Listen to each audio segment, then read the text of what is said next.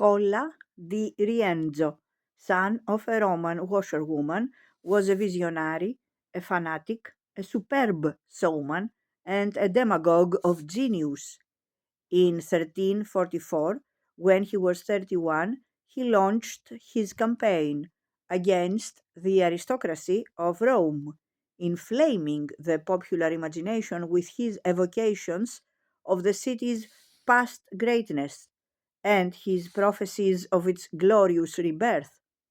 Such was his success that 3 years later, on the Capitol, he was invested with the title of tribune and limitless dictatorial powers.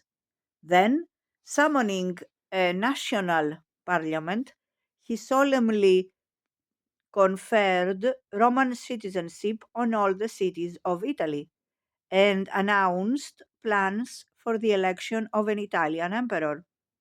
But appeals for Italian unity, whether pronounced by a German prince or a Roman demagogue, were doomed to failure. By the end of 1347, not only the other cities but the Roman mob itself had turned against Cola and forced him into exile. 7 years later, he managed to return, but the old magic was gone. The mob, fickle as always, rose against him almost at once. In vain, he showed himself on the balcony of the Capitol, clad in shining armor and bearing aloft the banner of Rome. They only jeered the louder. Disguising himself as a beggar, he tried to flee, but the gold bracelets glinting under his rags betrayed him.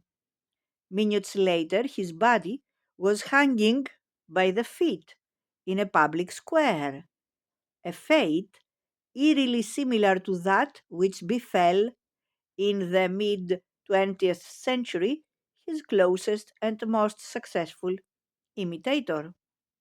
And yet, in his comet career, Colla had somehow managed to clear the minds of his fellow citizens of much of the cumbersome detritus of the Middle Ages and to give them a new awareness of their classical past.